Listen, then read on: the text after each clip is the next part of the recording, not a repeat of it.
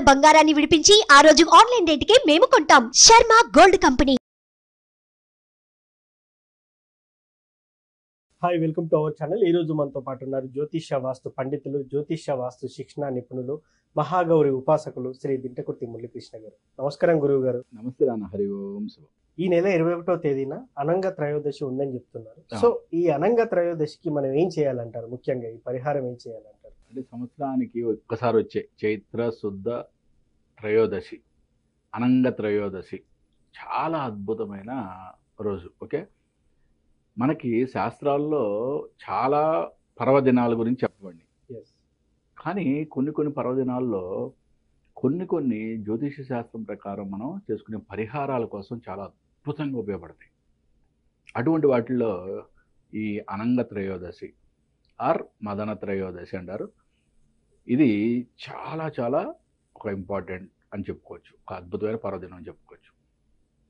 అనంగుడు అంటే పురాణాల్లో ఏం చెప్పబడింది, అనంగుడు అంటే ఎవరు అనే డౌట్ వస్తుంది అనంగ త్రయోదశి అనగానే జనరల్గా. ఓకే, రతి మన్మధులు అంటే మన్మధుడినే అనంగుడు అంటారనమాట. అది చాలామంది తెలీదు. అనంగ త్రయోదశి అంటే వేరే ఏదో అనుకుంటారు.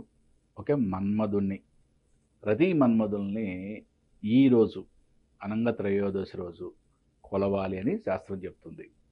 అసలు ఎందుకు కొలవాలి మన్మధుడిని? ఓకే, కొలవడం వల్ల ఉపయోగం ఏంటి? ఓకే, ఇవి చాలా ఇంపార్టెంట్. మనకి మన హిందూ సాంప్రదాయంలో వైవాహిక జీవితంలో పెళ్లి దగ్గర నుంచి చాలా ఇంపార్టెంట్ ఘట్టాల్లో గర్భాధానం అప్పుడు కానీ ఇవన్నీ కూడా చిలకల్ని పెడతారు ఫ్రూట్ మన స్వీట్స్లో.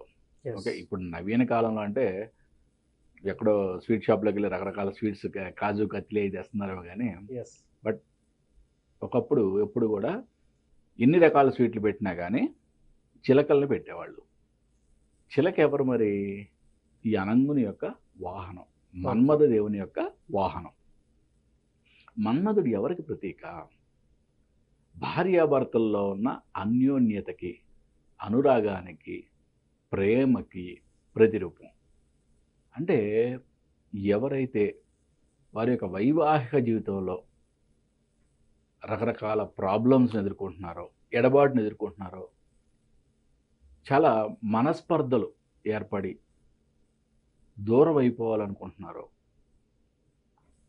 అసలు ఇవాళ ఈ రోజుల్లో చెప్పాలంటే ప్రతి వాళ్ళు కూడా చిన్న చిన్న ప్రాబ్లమ్స్ కూడా, చిన్న తప్పులకు కూడా అదే భూతద్దంలో చూసి, ఓకే, ఈగోలకు పోయి ప్రతిదానికి విడాకులు అనే పెద్ద పదాన్ని మాట్లాడుతూ అనేది చాలా పెద్ద ఫ్యాషన్ అయిపోయింది.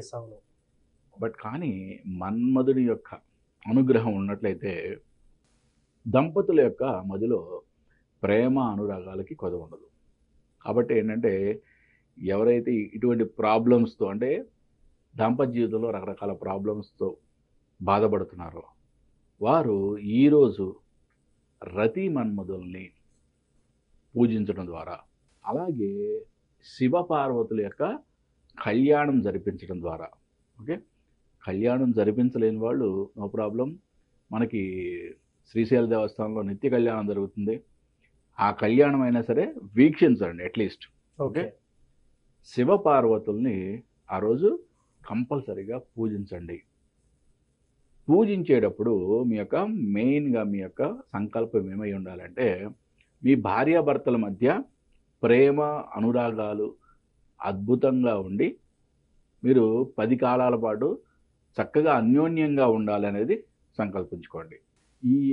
అంటే ఇటువంటి పర్వదినాలని మనకి అద్భుతమైన పరిహారాలుగా ఉపయోగించుకోమని శాస్త్రం చెప్తుంది. ఇప్పుడు మన దేవాలయాల్లో ఉంటాయి, దేవాలయాల్లో ఎన్నో విగ్రహాలు ఉంటాయి.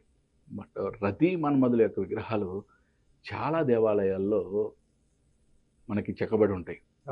అంటే రతి మన్మధులు అంటే అదొక బూతు బొమ్మలుగా మాత్రమే చూడటం అనేది అదొక ఆనవాయితీగా అది అంటే అరే హిందూ టెంపుల్స్ అంటే బూతు బొమ్మలు కూడా ఉంటాయా అనే ఒక ఇది ఉంది. బట్ అది ఒక సృష్టి ధర్మం అని. ఓకే, భార్యాభర్తలు అన్యోన్యంగా ఉండి వాళ్ళ యొక్క పుట్టే సంతానం ఈ యొక్క సమాజానికి ఎంతో చాలా అభివృద్ధి కార్యక్రమం చేయడానికి కానీ, వాళ్ళు చాలా ఉన్నత స్థితికి రావడానికి కానీ, ఈ దేశాన్ని కూడా ఉన్నత స్థితికి తీసుకెళ్తానికి కానీ, అటువంటి పిల్లల భావి పరివారాలకి కావాలి కాబట్టి దాన్ని మనకి ఒక శాస్త్రం లాగా పెట్టడం జరిగింది.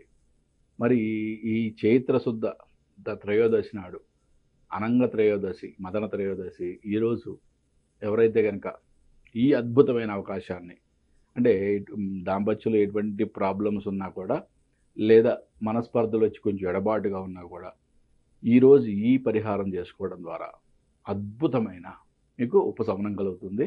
మీ యొక్క దాంపత్య జీవితం మంచిగా కుదురుపడుతుంది. ఇది ఒక దాంపత్య జీవితానికి వర్తిస్తుందా? పెళ్ళైన తర్వాత పిల్లలు సంతానానికి కూడా ఇది ఏమైనా ఉపయోగపడుతుందంట? ఎస్ తప్పకుండా. అంటే సంతానానికి అని ఎక్కడ మన శాస్త్రంలో చెప్పబడలేదు కానీ, బట్ మనస్పర్ధలుండి ఎడముఖం పెడముఖంగా ఉంటే సంతానం అనేది ప్రాబ్లం ఉంటుంది. కాబట్టి ఫస్ట్ వీళ్ళిద్దరూ మంచిగా అన్యోన్యంగా ఉండాలి. కాబట్టి ఈ యొక్క అనంగ త్రయోదశి నాడు ఈ యొక్క పరిహారం చేసుకోవడం చాలా అద్భుతమైన పరిహారంగా చెప్పచ్చు. ఈ పూజకి ముఖ్యంగా నియమాలు ఎలా ఉంటాయి? అంటే రోజువారీ పూజ లాగానే చేసుకోవచ్చా? ప్రత్యేకంగా ఏమైనా చేయాలంటారా? ఏదైనా మంత్రోచ్చారణతో మంత్రం జపించాలంటారా? ఎలా ఉంటుంది అసలు ఈ పూజ అనేది? రోజువారీ పూజలాగానే మనం చేసుకోవచ్చు. పొద్దున చేయాలా, సాయంత్రం చేయాలా? ఉదయాన్నే చేసుకోవాలి. ఉదయాన్నే చేసుకోవాలి. మనం రోజువారీ పూజ చేసుకున్నట్టు చేసుకోవచ్చు. కానీ మన ఇంట్లో కనుక శివ కళ్యాణం చేయాలి అనుకుంటే కనుక ఉదయం నుంచి సాయంత్రం వరకు కూడా మనం పూర్తి నియమనిష్టలతో ఉండి సాయంత్రం పూట శివ కళ్యాణం చేయించడం అనేది ఆచారంగా వస్తుంది. కాబట్టి ఆ విధంగా చేయించాలి. కళ్యాణం చేయించలేని వాళ్ళు, నేను చెప్పా కదా, మనకి ఎక్కడన్నా లైవ్ టెలికాస్ట్ ఉన్న చోట శ్రీశైల దేవస్థానంలో జరుగుతుంది కాబట్టి ప్రతిరోజు అక్కడ లైవ్ టెలికాస్ట్లో చక్కగా చూడండి. ఈ కంపల్సరిగా ఈరోజు నేను చెప్పే మంత్రాన్ని మాత్రం కంపల్సరిగా మీరు విపరీతంగా రిపీటెడ్గా దాన్ని చాంటింగ్ చేయండి. ఓం కామదేవాయ విద్మహే పుష్పబాణాయ ధీమహి తన్నో అనంగ ప్రచోదయాత్. ఈ మంత్రాన్ని ఆ త్రయోదశి రోజు పూర్తిగా రిపీటెడ్గా మీరు చాంటింగ్ చేయండి. చాంటింగ్ చేసేటప్పుడు మీ యొక్క సంకల్పం ఏమై ఉండాలి? మీ భార్యాభర్తల మధ్య ఉన్న ఎటువంటి పొరపచ్చాలు, ఎటువంటి మనస్పర్ధలు కూడా పూర్తిగా తొలగిపోయి మీరు అన్యోన్యంగా ఆనందంగా ఉన్నట్లుగా మీ యొక్క సంకల్పం ఉండాలి. ఆ విధంగా ఉన్నట్లయితే అంటే సంవత్సరానికి వచ్చే ఇటువంటి అద్భుతమైన పరిహారాలని మీరు అద్భుతంగా ఉపయోగించుకొని మీరు లైఫ్లో అన్యోన్యంగా ఉండడము, భావితరాలకు కావాల్సిన సంతానాన్ని ఇవ్వడము మీ యొక్క ప్రథమ కర్తవ్యంగా భావించండి. భార్యాభర్తలు ఎడమొహం పెడమొహం పెట్టే వారికి ఈ మంత్రం కానివ్వండి, పూజ కానీ ఒక అద్భుతంగా పనిచేస్తుంది. చాలా అద్భుతం నాన్న, చాలా అద్భుతం. మనకి శాస్త్రాల్లో చాలా క్లియర్గా చెప్పబడింది అనంగ త్రయోదశి గురించి. కాబట్టి ప్రతి వాళ్ళు, అంటే ఎవరైతే ప్రాబ్లంతో ఉన్నారో, ప్రాబ్లం లేని వాళ్ళు కూడా చేసుకోండి. ఎందుకంటే ఫ్యూచర్లో వచ్చే చిన్న చిన్న దోషాలకు కూడా ఇది ప్రొటెక్షన్ లేయర్గా ఉపయోగపడుతుంది. Thank you sir. భార్యాభర్తల అనుబంధాన్ని పెంచుకునే పూజా విధానాన్ని చాలా చక్కగా వివరించారు. Thank you. నమస్తే నాన్న. హరి ఓం శివ. చూశారు కదా, ఈ కాలంలో భార్యాభర్తలు ఎడమొహం పెడమొహం పెడుతున్న క్రమంలో ఈ పూజ చేసినట్టయితే ఖచ్చితంగా మంచి ఫలితాన్ని ఇస్తుంది. ఇద్దరి మధ్య మంచి అన్యోన్య దాంపత్యాన్ని పెంపొందిస్తుందని గురువు గారు చెప్తున్నారు. ఇది వాటి కార్యక్రమం. వారి కార్యక్రమంలో మళ్ళీ కలుద్దాం. Thank you.